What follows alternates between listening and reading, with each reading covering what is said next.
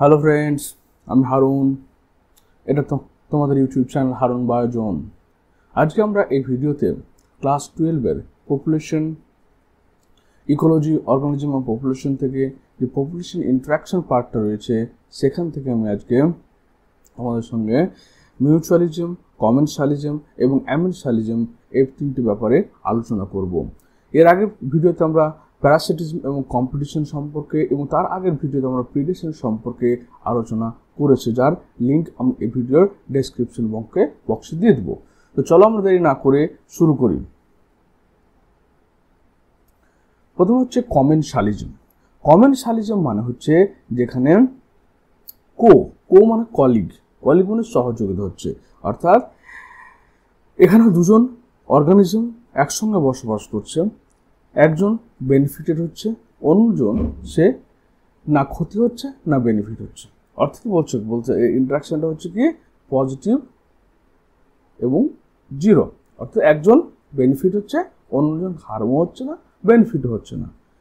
বলছে this is the interaction in which one species benefits and the other is neither harmed nor benefited। মানে এখানে একটা organism benefit পাচ্ছে, লাভ হচ্ছে, এবং অন্য অর্গানিজম না ক্ষতি হচ্ছে না তোমার লাভ পাচ্ছে। An orchid growing as an epiphyte on a mango branches and barnacles growing on the back of a whale benefit, while neither the mango tree nor the whale derives an apparent benefit। তাহলে আমরা দেখতে পাচ্ছি কি যে কোনো mango প্ল্যান্টের উপরে যে অর্কিডগুলো জন্মায় এবং ব্লু হোয়েল বা তিমির গায়ে যে বার্নাকলসগুলো জন্মাচ্ছে, এতে না ম্যাঙ্গো প্ল্যান্টের কোনো উপকার হচ্ছে আর না তোমার এর কি বলছে তিমির কোনো উপকার হচ্ছে। কিন্তু এই এপিফাইটসগুলো অর্থাৎ এই পরাশ্রয়ী প্ল্যান্টগুলো এরা কিন্তু বেনিফিট হচ্ছে, একটা লোকেশন পেয়ে যাচ্ছে, একটা শেল্টার পেয়ে যাচ্ছে। বার্নাকলসগুলো একই জিনিস, সেটা তিমির উপরে একটা লোকেশন পেয়েছে, ও নিজে উপকার হচ্ছে। The cattle egrate and grazing cattle in close association, a sight you are most likely to catch if you live in a farmed rural areas, is a classical example of commensalism.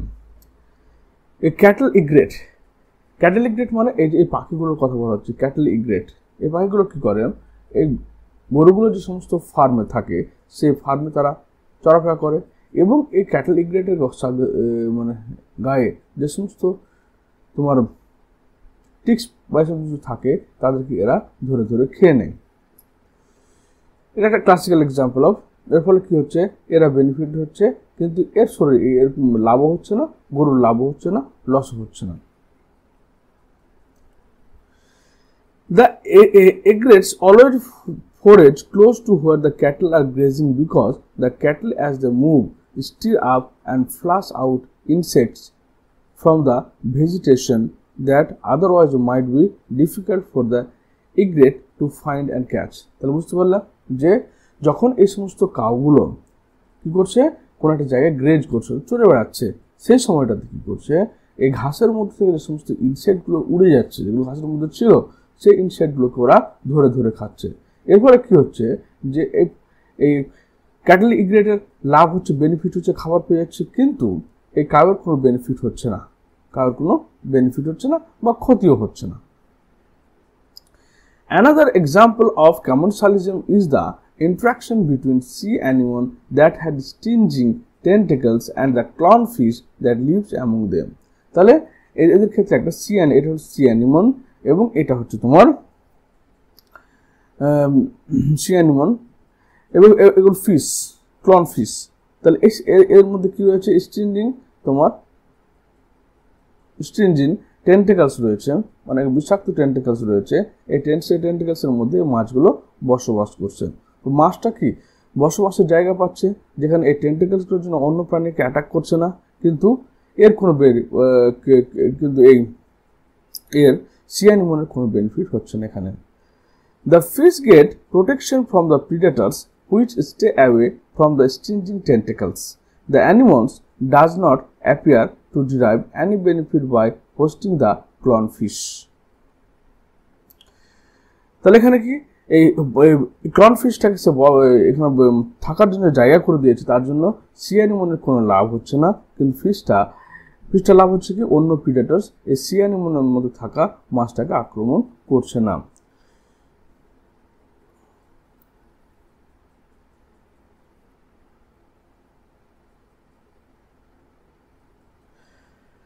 এবার 2 নম্বর point চলে আসে mutualism. Mutualism মানে দুটো organism পরস্পরের সঙ্গে বসবাস করবে এবং দুজনের বেনিফিটেড হবে, প্লাস প্লাস রিলেশনশিপ এটা।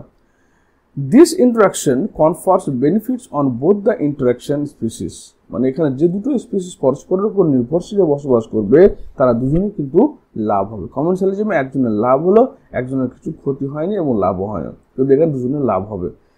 লাইকেন্স আর present an intimate mutualistic relationship between a fungus and the photosynthetic algae or cyanobacteria। তাহলে আমরা দেখতে পাবো এখানে একটা লাইকেন, এটা হচ্ছে তোমার লাইকেন।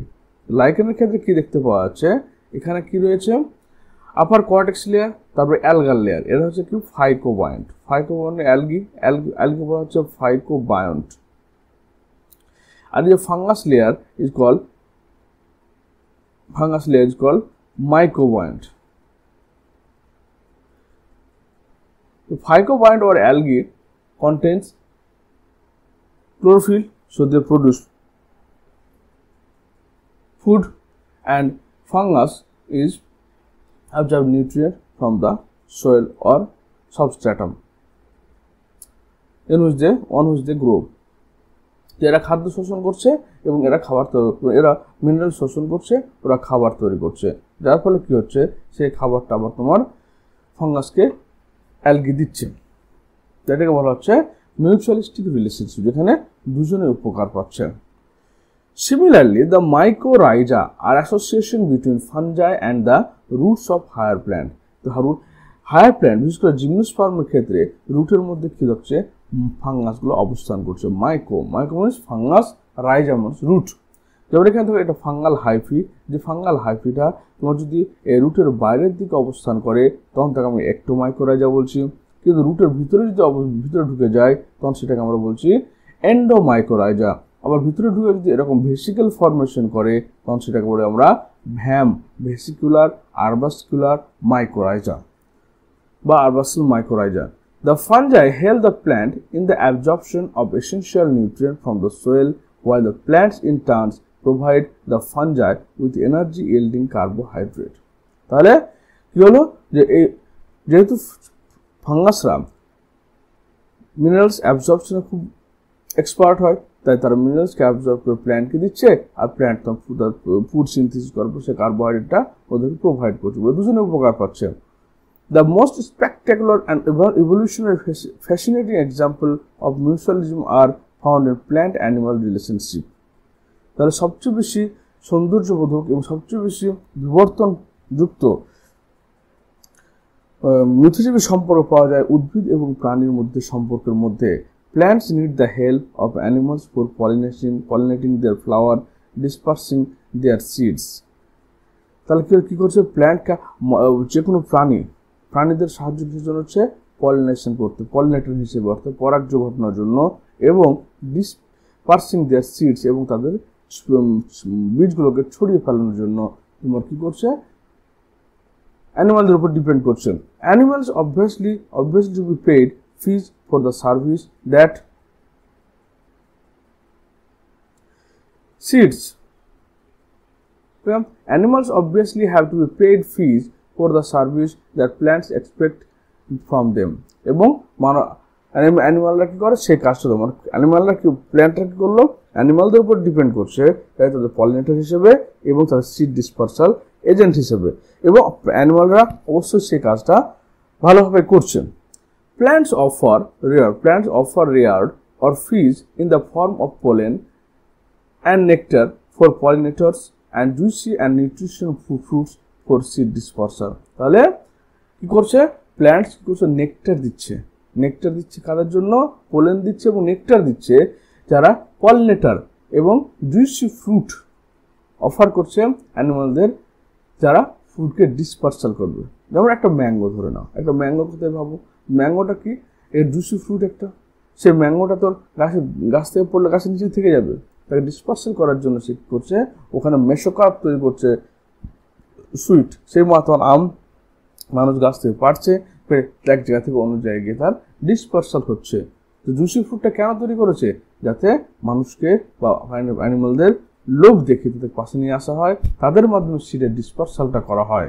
ওকে, এত সুন্দর সুন্দর ফুল কেন করা হয়েছে, যাতে অ্যানিমালরা অ্যাট্রাক্ট হয় এবং তার কাছে আসে, তার নেকটার কালেক্ট করার সময় তার পোলেনগুলো তার সারা শরীরে লেগে যায় এবং এক ফুল থেকে অন্য ফুলে ট্রান্সফার হয়। But the mutually beneficial system should also be safeguard against cheaters. For example, animals that try to steal nectar without aiding in pollination.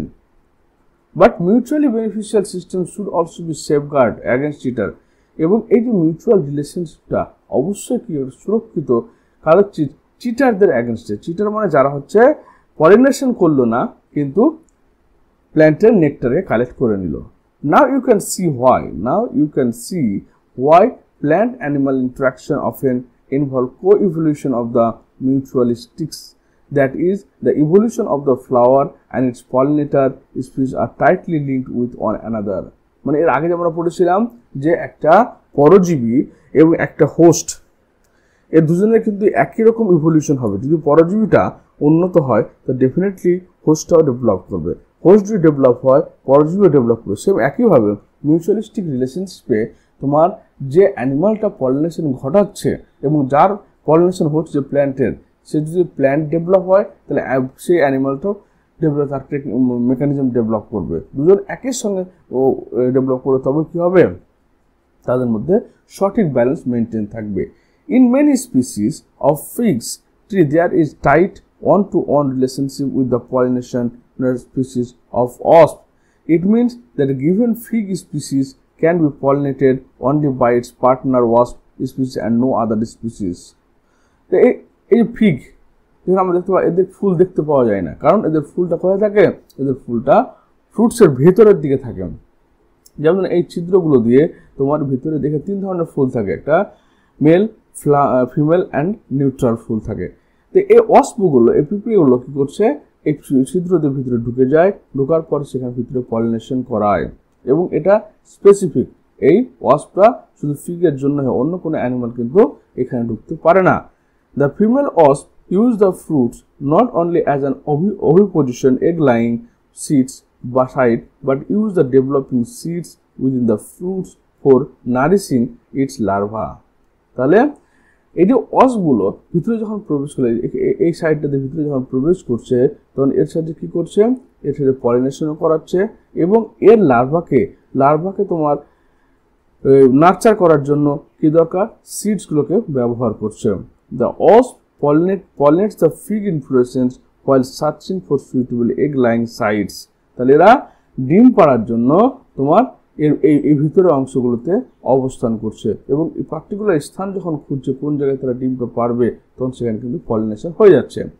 In return for the favour of pollination the fig offer the wasp some of its developing seeds as a food for the developing wasp larva. গঠন কি হলো, যে এটা একটা fig, এই ফিগের মধ্যে শুধু pollination করার জন্য শুধু ওয়াস্পগুলোকে অ্যালাউ করছে, কারণ শুধুমাত্র ওয়াস্পরাই তাদের ডিম পাড়ার জন্য এই ফিগের মধ্যে প্রবেশ করবে। তো ওয়াস্প ডিম পাড়ার জন্য একটা নির্দিষ্ট জায়গায় যখন সার্চ করবে, সেই সময় ওর মাধ্যমে কিন্তু পলিনেশনটা হয়ে যাবে এবং পলিনেশন হয়ে গেল এবং এখান থেকে সিডগুলো তৈরি হলো, সেই সিডগুলো তোমার কি অফার করছে ওয়াস্পে, যাতে বাচ্চাদের খাদ্য হিসেবে বা লার্ভাদের খাদ্য হিসেবে দেয়। এইভাবে তোমরা একে অপরের সঙ্গে রিলেশনশিপটা বিল্ড করে রাখছে। যেমন আরেকটা দেখো, orchid show a bewildering diversity of floral patterns, many of which have evolved to attract the right pollinator insect, bees and bumblebees, and ensure guaranteed pollination by it. অর্কিডরা বিভিন্ন ধরনের রঙিন ফুল অর্কিডদের মধ্যে দেখা যায়। এই রঙিন ফুল হওয়ার উদ্দেশ্য হচ্ছে যাতে ওরা অ্যাট্রাক্ট করতে পারে তাদের পলিনেটরগুলোকে, যাতে ওরা পলিনেশন সম্পন্ন করতে পারে। যেমন একটা হচ্ছে বিজ অ্যান্ড বাম্বেল বিজ। Not all orchids offer reward, কিন্তু সব অর্কিড কিন্তু রিওয়ার্ড অফার করে না। The Mediterranean orchid Ophrys employs sexual deceit to get pollination done by a species of bees. এই যে এটা Ophrys বলে একটা রয়েছে, মানে অর্কিডস রয়েছে, তারা কিন্তু বীজদের যখন অ্যাট্রাক্ট করে পলিনেশন হিসেবে, তারা কিন্তু এক ধরনের ফাঁকি সিস্টেমের মাধ্যমে করে। কারণ তাদের একটা তোমার মানে তাদের ফিমেল রিপ্রোডাক্টিভ পার্টটা এমনই হয়, দেখতে মনে হচ্ছে যে ফিমেল বীজের বীজ মতো আকৃতি আছে, দেখতে মনে হচ্ছে ফিমেল বীজ, এর স্ট্রাকচারটা তৈরি হচ্ছে। এই তখন ফিমেল বীজের মতো স্ট্রাকচার দেখে তখন মেল বিটা কি করবে, অ্যাট্রাক্ট হয়ে সেখানে এসে বসবে এবং সেখানে পলিনেশন ঘটাবে। কিন্তু এটা তার ফিমেল না, এটা হচ্ছে তোমার ফিমেল এর মতো দেখতে এক ধরনের ফিমেল রিপ্রোডাক্টিভ পার্ট। তাই এখানে বিটা ধোকায় পড়ে এখানে এসে বসে পলিনেশন ঘটাবে বলে এখানে রিওয়ার্ড দেওয়া হলো না, ওকে জাস্ট অ্যাট্রাক্ট করা হলো ফিমেল হিসেবে। One petal of its flower bear an uncanny resemblance to the female of the bees in size, color and marking. তাহলে এটা মেল বীজ, আর এটা বা তোমার এদের যে ফিমেল রিপ্রোডাক্টিভ পার্টটা রয়েছে সেটা একই রকম দেখতে কার মতো হচ্ছে, এই ফিমেল বীজের মধ্যে হচ্ছে। The male bees is attracted to what it perceives as a female pseudo-copulate with the flowers. এবং মেল বীজটা অ্যাট্রাক্ট হচ্ছে এবং তার সঙ্গে কাপুলেট করছে, আর তার সঙ্গে মিলনের জন্য অ্যাট্রাক্ট হয়ে আসছে। During the process is dusted that pollen from the flower. এর ফলে কি হচ্ছে, পোলেনগুলো মানে ফ্লাওয়ারের যে পোলেনগুলো তার গায়ে লেগে যাচ্ছে, সে অন্য ফ্লাওয়ার যখন বসছে তখন সেখানে পলিনেশন হচ্ছে। When this same bees pseudo-copulate with another flower, it transfer the pollen to it and thus pollinate the flower. তাহলে এদের একটা তোমার পেটালসটা কি হচ্ছে, একদম পুরো ফিমেলের মতো দেখতে হচ্ছে, ফিমেল বীজ মতো দেখতে হচ্ছে। সেই ফিমেল বীজকে দেখে তখন অ্যাট্রাক্ট হচ্ছে কি মেল বীজ ওখানে গিয়ে বসছে, বসার পর তার গায়ে সমস্ত পোলেনগুলো লেগে যাচ্ছে, সে ওখান থেকে অন্য একটা ফ্লাওয়ার গিয়ে বসছে, তো সেম পলিনেশনটা কমপ্লিট হয়ে যাচ্ছে। Here you can see how coevolution operates. এখানে তুমি দেখতে পাবে কিভাবে পরাগযোগ করার জন্য এই অর্কিডটা নিজের তোমার কোরোলাকে মডিফাই করে ফিমেল বীজের মতো তৈরি করে দিয়েছে। ইফ দ্য ফিমেল বীজ কালার প্যাটার্ন চেঞ্জেস, যদি ফিমেল বীজ colour pattern changes even slightly for any reason during evolution, pollination success will be reduced unless the orchid flower show co-evolves to maintain the resemblance of its petal to the female bees. Just imagine, যদি এই যে mail বীজ এখানে রয়েছে, যদি female বীজের বডির colour যদি কোনো কারণে হালকা ইভলিউশনের কারণে এখন চেঞ্জ হয়ে যায়, তাহলে যদি আর চেঞ্জ হয়ে যায় আর এই অর্কিডের তোমার এই করোলার কালার যদি চেঞ্জ না হয়, তাহলে কিন্তু এই অর্কিডের পলিনেশন টোটালি স্টপ হয়ে যাবে এবং অর্কিডটা এই পৃথিবী থেকে বিলুপ্ত হয়ে যাবে। তাই যদি ফিমেল বীজের কালার চেঞ্জ হয় বডির, অবশ্যই তাকে সঙ্গে সঙ্গে এই রিপ্রোডাক্টিভ পার্ট বা এই করোলা পার্টের কালারও কিন্তু চেঞ্জ করতে হবে, তবে সেখানে এই কোভিউলেশন ঘটবে, তাদের মধ্যে পলিনেশন ঘটবে এবং তারা টিকে থাকবে। এরপর চলে অ্যামেনসালিজম। অ্যামেনসালিজম এমন একটা জিনিস যেখানে হচ্ছে কি জিরো আর নেগেটিভ এফেক্ট, মানে একজনের কোনো লাভ হচ্ছে না, লস কিছু হচ্ছে না, কিন্তু অন্যজন ক্ষতিগ্রস্ত হচ্ছে। যেমন দেখো, amensalism is a sort of biological interaction between two organisms.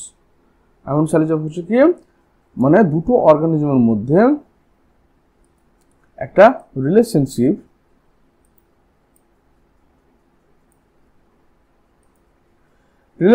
or species in which one is neither helped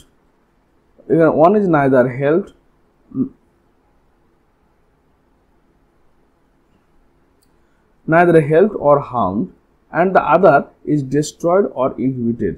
তাহলে কি হচ্ছে, একজনের কোনো ক্ষতি হচ্ছে না কিন্তু অন্যজন কি হচ্ছে, নষ্ট হয়ে যাচ্ছে।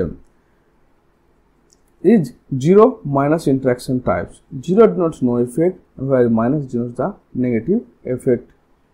There are two types of amenshalism are found. This is competition and antibiosis. Competition means in this category, a physically strong organism denies a weak organism the ability to develop and eat. তাহলে এখানে একজন শক্তিশালী জীব কি করছে, একটা দুর্বল জীবকে অনায়াসে তাকে বাদ দিচ্ছে। শক্তিশালী জীবের কোনো উপকার না আসলেও দুর্বল জীবটাকে সে মেরে ভাগিয়ে দিচ্ছে বা ওদেরকে অত্যাচার করছে।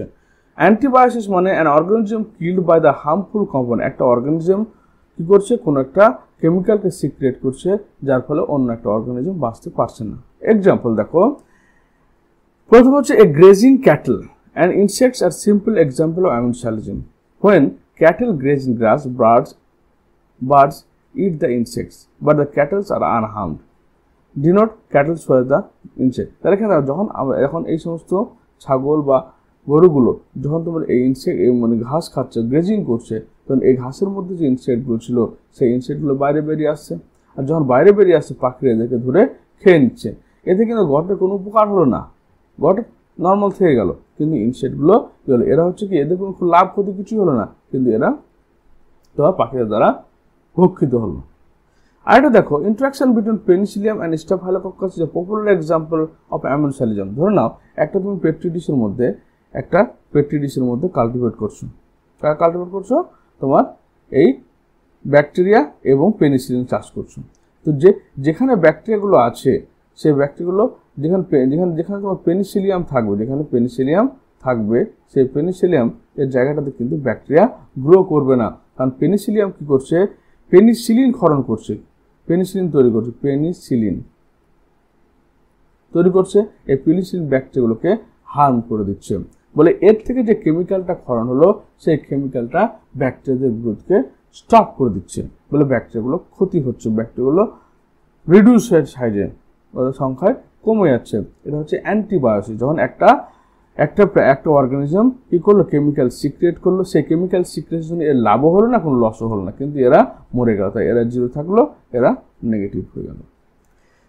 হলো আবার black walnut tree secret substance like juglone from their roots, which inhibits the growth of other plants in their vicinity. The black walnut is not affected by this process, but the surrounding plants are negatively impacted, so cause অ্যামিনসালিজম। মানে এই যে black walnut plant, এই walnut প্ল্যান্টটা কি করলো, জাগলন বলে এক ধরনের বলে একটা কেমিক্যাল সিক্রেট করলো মাটিতে, এবং এক্সটেনশন করার জন্য অন্যান্য গাছগুলো এখানে গ্রো করতে পারলো না, কিন্তু ব্ল্যাক ওয়ালনাট প্ল্যান্টগুলো গ্রো করবে, কিন্তু অন্য প্ল্যান্টগুলো গ্রো করবে না। এটা হচ্ছে কি অ্যান্টিবায়োসিসের এক্সাম্পল। তাহলে কম্পিটিশন হয়ে গেল একটা, যেখানে গ্রেজিং ফিল্ডে আর ব্যাকটেরিয়া কালচার বা তোমার হচ্ছে ব্ল্যাক ওয়ালনাটে অ্যামিনসালিজম হলো। এটা ছিল আমার আজকের ভিডিও। এই ভিডিও তোমাদের কেমন লাগলো অবশ্যই কমেন্ট করে জানিও, এবং ভিডিওটি দেখার জন্য তোমাদের অসংখ্য ধন্যবাদ। Thank you.